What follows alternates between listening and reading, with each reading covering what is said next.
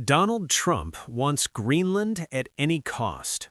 You're watching this in a moment that historians years from now might point to as a turning point, not in some distant conflict, but right at the intersection of old-school global power politics, emerging climate realities, and the very idea of how nations interact in the 21st century.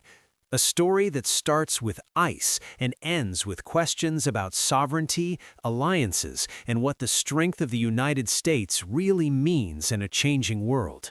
This is the story of Greenland, and why the latest chapter of its history is resonating with consequences far beyond its 57,000 people.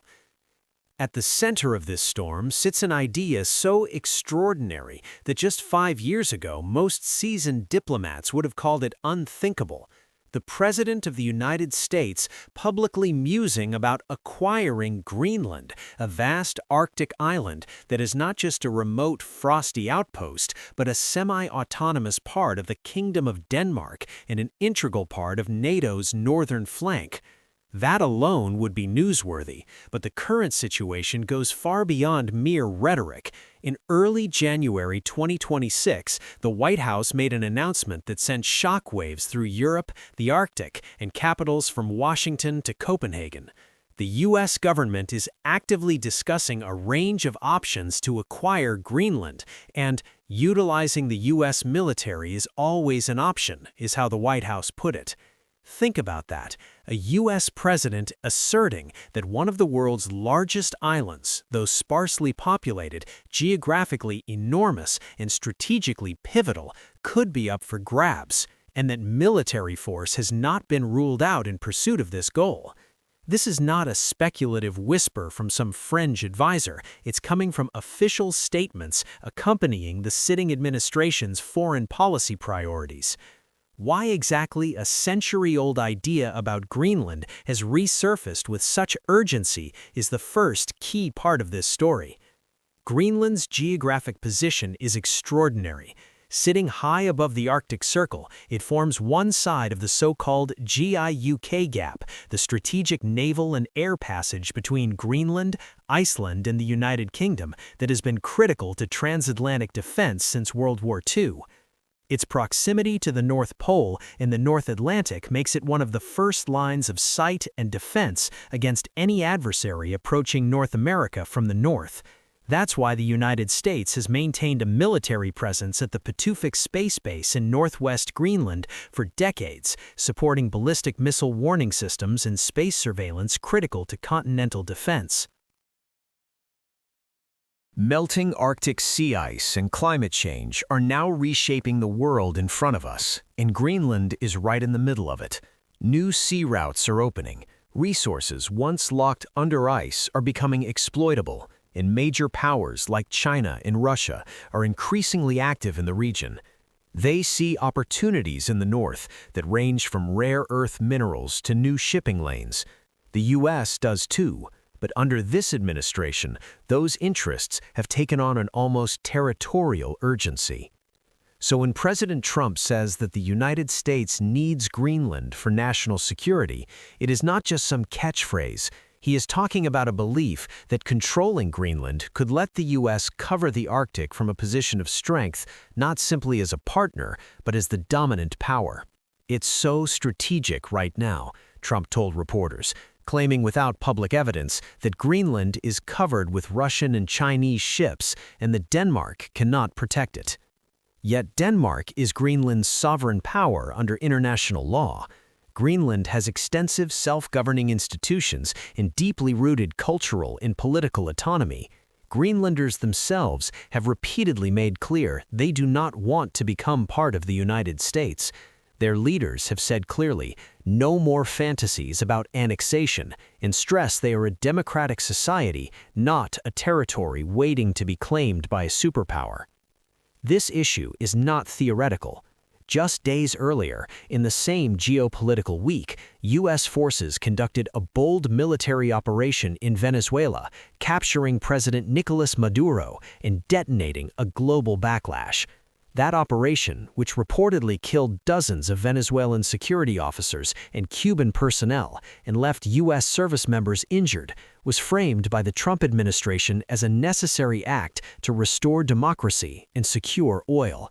It highlighted the lengths to which this administration is willing to project military power abroad, and it revived global concerns about territorial ambitions.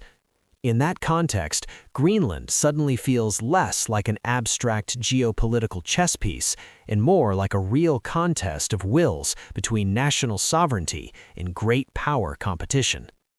Right away, the reaction from Europe was fierce.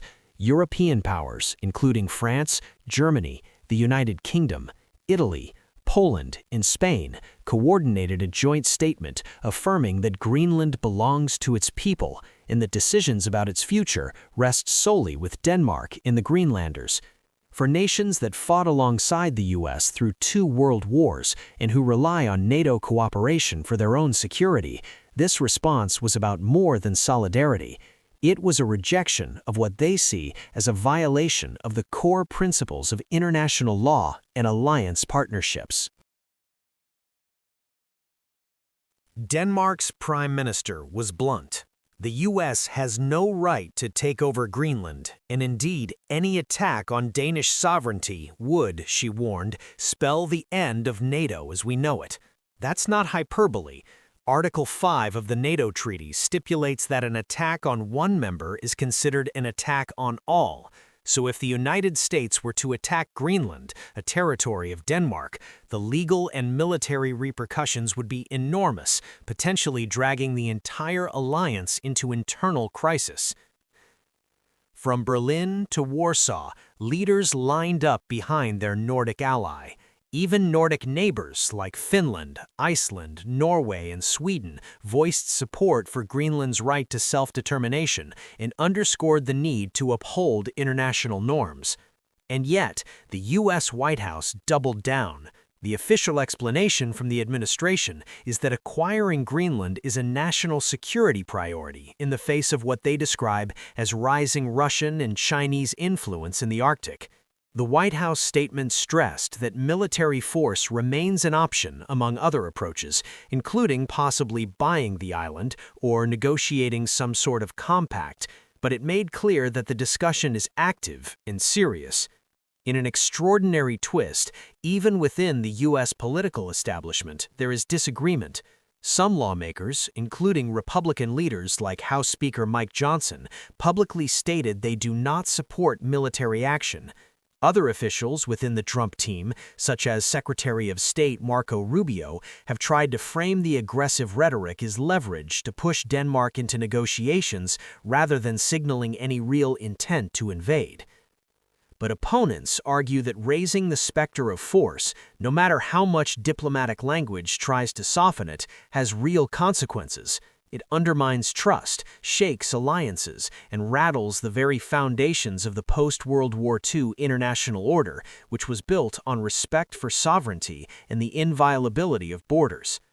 This episode also exposes a broader trend: the intertwining of resource competition, military strategy, and climate-driven geopolitical realignment.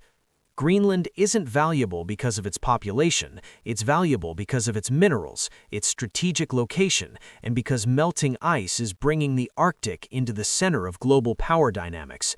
Rare earths, which are essential for everything from electronics to green technologies, abound on the island. Access to these could decrease Western dependence on Chinese supplies. But this story isn't just about mineral wealth or military bases. It's about the very legitimacy of how global power is exercised. Is sovereignty negotiable when a superpower decides a territory is vital? Can alliances withstand a crisis where one ally threatens to violate the territorial integrity of another? These are not academic questions. They strike at the core of how nations cooperate, compete, and, in some cases, coerce. From Anchorage to Copenhagen, from Nuuk to Brussels, world leaders are watching closely. Denmark is calling for urgent diplomatic talks to address the tensions. Greenland's prime minister has offered to strengthen ties with the United States, but also made it clear that annexation is not on the table. European nations have pledged increased cooperation on Arctic security, but crucially, with respect for international law and collective NATO defense, not unilateral domination. And back in Washington, debates continue. Critics say the pursuit of Greenland could undermine U.S. leadership and fracture alliances at a time when unity is essential, amid ongoing conflicts like the war in Ukraine and rising competition with China. Supporters argue that securing strategic advantage in the Arctic is indispensable for America's national security and economic future. The stakes could not be higher.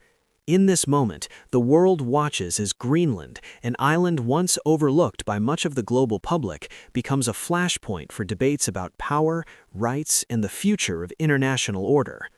It's not just about ice, minerals, or even military bases. It's about what it means when the largest and most powerful country on Earth openly discusses acquiring the sovereign territory of a smaller, democratic ally. And so, as diplomatic cables buzz, leaders convene in capitals, and global publics react, the world waits to see whether this crisis will dissipate into mere rhetoric or whether it will redefine the relationships between nations for generations to come.